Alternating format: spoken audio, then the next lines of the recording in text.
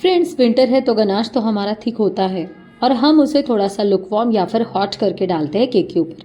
But गलती से कभी कभी ना वो ज़्यादा ही हॉट हमारे केक पर आ जाता है और उससे हमारा केक तक मेल्टेड होने के चांसेस होते हैं। ऐसा आपके साथ भी हुआ होगा। इतने प्रैक्टिस होने के बावजूद भी इस केक में मेरे साथ ऐसे ही हुआ था। तो मैंने किस तरह से रिकवरी की है या आपको क्या करना है ये मैं आपको इस वीडियो में बताने वाली हूँ। तो मैं चेतना आपका स्वागत करती हूँ चेतनास केक क्रिएशन में। वीडियो आपके लिए हेल्पफुल है, जल्दी से लाइक शेयर कर दीजिए। चैनल सब्सक्राइब नहीं होगा तो वो भी कर दीजिए। तो यहाँ पर ये हमारा चॉकलेट डच फ्लेवर का केक है। ये हमारा 1 kg केक है, उससे थोड़ा ज़्यादा ही है।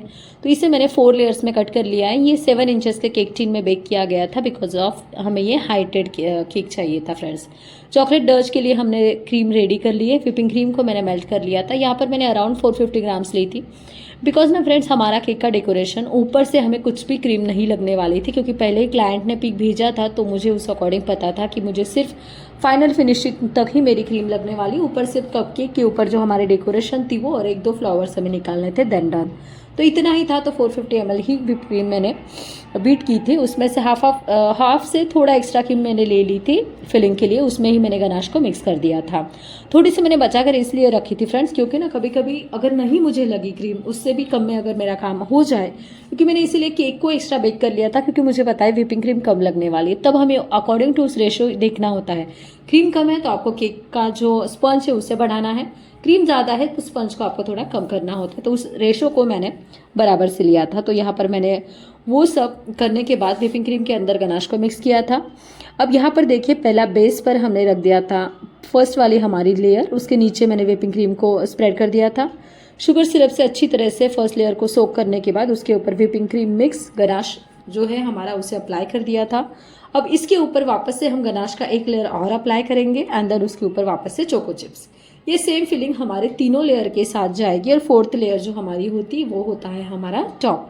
तो इस तरह से हमारे चॉकलेट डच फ्लेवर की ये फिलिंग होती है फ्रेंड्स। एक्चुअली ये मेरी फिलिंग है। जो रेसिपी है चॉकलेट फ्लेवर की, चॉकलेट डच की, ट्रेडिशनली उसमें सिर्फ क्रीम में ही जाता है गनाश। ऊपर से गनाश को या फिर चोको चिप्स को अप्लाई नहीं किया जाता है। ये दूसरी रेसिपीज़ में आता है बट मैं ये थोड़ा सा एक्स्ट्रा ऐड करती हूँ तो मेरे क्लाइंट्स को पसंद है, दैट्स वाई मैं ये करती हूँ। एंड फ्रेंड्स, सॉरी आपको वॉइस की मेरी थोड़ी दिक्कत हो रही होगी क्योंकि मुझे गला थोड़ा ज़्यादा ख़राब है विंटर की वजह से। जैसे गनाश कोई नहीं, ह्यूमन बींग्स को भी प्रॉब्लम होता है, आपको पता है। बट वीडियो का अपलोडेशन तो मैं रोक नहीं सकती उस वजह से। वीडियो तो मुझे अपलोड करनी ही है, आपको नई नई नॉलेज मुझे देनी ही है, दैट्स वाई थोड़ा सा कॉम्प्रोमाइज़ कर लीजिएगा। So friends, back to our work. तो यहाँ पर देखिए, हमने अच्छे से हमारे केक को क्रम कोट कर लिया है। ये जाएगा कूल होने के लिए फ्रीज में। केक की जो डेकोरेशन थी उस अकॉर्डिंग हमें कुछ गार्निशेस बनाने थे। चॉकलेट के ऐसे मोल्ड मिल जाते हैं फ्रेंड शॉप पर, आप उसे परचेज़ कीजिएगा, बहुत हेल्पफुल होते हैं। और जिस तरह से आपको डेकोरेशन दी है क्लाइंट्स ने, उस अकॉर्डिंग आप काम कर पाते हैं। तो यहाँ पर मुझे 3-4 ही लगने वाले मुझे 3 ही थे, बट मैंने एक एक्स्ट्रा सेप साइड बना लिया था। अच्छा, कभी कभी होता है बाय मिस्टेकली टूट भी जाता है जल्दबाजी में। थोड़ा 1-2 कोई भी चीज़ें अगर आप पेयर में रखें ना तो अच्छा होता है स्पेयर, दैट्स वाई। तो यहाँ पर इसे थोड़ा टैप टैप करना होता है बिकॉज ऑफ कभी कभी एयर बबल जनरेट हो जाते हैं। यहाँ पर कैडबरीज की भी हमें बनानी थी, ज़्यादा नहीं चाहिए था, ये भी 2 ही चाहिए था, इसीलिए मैंने एक बड़ी और एक छोटी हो जाए इसीलिए थोड़ी सी एक्स्ट्रा इसे भी कर लिया था। 10 मिनट्स इसे फ्रीज में कूल होने दिया। और अब देखिए कितने अच्छे से हमारे गार्निशेस निकले हैं, इसका कलर भी परफेक्ट आया है। यहाँ पर एक हुआ था फ्रेंड्स, कभी भी चॉकलेट गार्निश बनाए ना तो आप ये ट्राई कीजिएगा कि आप मिल्क चॉकलेट के साथ कीजिएगा। एक्चुअल क्या होता है ना, करते वक्त हमें हड़बड़ी हो जाती, मेरे साथ भी यही हुआ था सेम। ये जब कर रही थी तो 2-3 दूसरे भी केक ऑर्डर्स थे और ये उत्तरायण का दिन था, तो उस दिन थोड़े से कामों का भी मेरा रश था, मुझे सब एक साथ ही हो रहा था ना, दैट्स वाई मेरे दिमाग से निकल गया कि मुझे ये मिल्क कंपाउंड के साथ करना चाहिए था, तो कलर भी अच्छा आता और टेस्ट भी और थोड़ी इनहेंस हो जाती। तो मैंने डार्क कंपाउंड मेरे नज़दीक था तो मैंने डार्क कंपाउंड को ही मेल्ट करके तुरंत जल्दी जल्दी करने के चक्कर में डार्क कंपाउंड यूज़ कर लिया। तो अगर आप मिल्क कंपाउंड यूज़ करते हैं ना तो थोड़ा कलर भी और ज़्यादा इन्हांस होता है। तो यहाँ पर देखिए हम कर रहे हैं फाइनल आइसिंग करने के लिए मैंने क्या क्या टेक्निक यूज़ की है ये मैं हमेशा आपको बताती हूँ फ्रेंड्स, कि आपकी भी फाइनल फिनिशिंग बहुत अच्छे से हो और आप भी स्मूथली और फिनिशिंग में केक बना पाए। तो देखिए साइड्स में और टॉप पे ऐसे मैं स्टेप बाय स्टेप करती जाती हूँ, कभी स्क्रैपर के साथ, कभी हमारे पैलेट नाइफ के साथ, कभी सॉफ्ट स्क्रैपर, कभी हार्ड स्क्रैपर, जिससे जैसे हो बन पड़े वैसे मैं ट्राई करती हूँ। आपको भी ऐसे ही करना है, सिर्फ फाइनल फिनिशिंग हमें आनी चाहिए क्योंकि ये हमारा केक हमें क्लीन फिनिश चाहिए था फ्रेंड्स। इस पर साइड जो वॉल्स होती है ना हमारे केक की, उसके ऊपर हमें किसी भी तरह के डिज़ाइन या किसी भी तरह का जो वर्क हम करते हैं जनरली वो वैसा नहीं करना था, क्योंकि क्लाइंट्स ने हमें इमेज भेजी तो उस पर ऐसा नहीं था। अब देखिए टॉप पे हमें गनाश को स्प्रेड करना था, तो यहाँ मुझसे गलती हो गई, गरम गरम गनाश मैंने डाल दिया था केक के ऊपर।